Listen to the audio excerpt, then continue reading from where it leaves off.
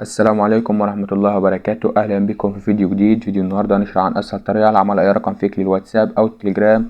كل اللي عليك إنك تكون مركز معايا في الشرح من البداية للنهاية، وما تنساش تعمل لايك على الفيديو وتشترك في القناة وتفعل زر الجرس علشان يوصلك كل فكرة جديدة. يلا بينا على الشرح يا صديقي.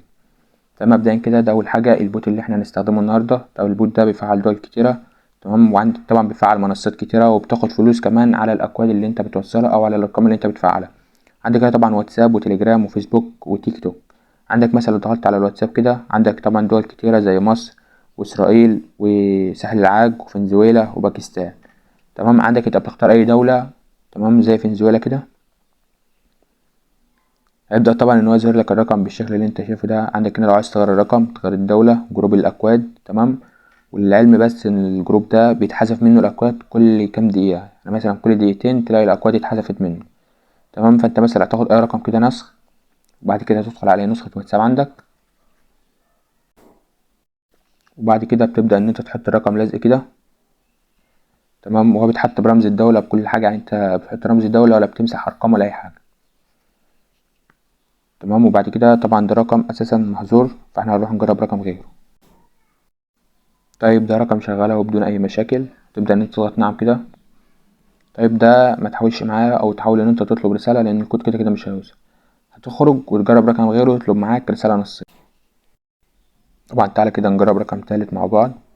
تبدأ إن انت تطلب كده استلام رسالة نصية. تمام، طبعا ده يقول لك تسجيل الدخول غير متوفر.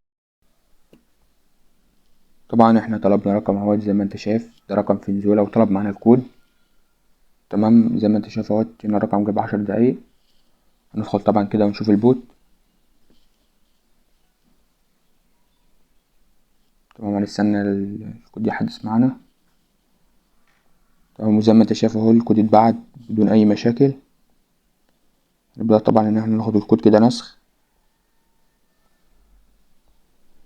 وندخل على نسخة الواتساب.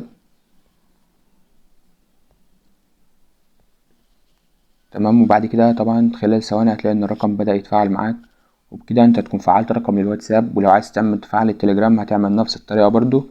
تمام، كده انت فعلت رقم بكل سهولة. فدعمني بقى بلايك وكومنت واشتراك. ولو الفيديو عجبك ما تنساش تعمل لايك على الفيديو وتشترك في القناة عشان انزل لك كل فكرة جديدة، وتنزل تكتب لي كومنت تدعمني فيه. واشوفك الفيديو الجاي يا عمر. سلام.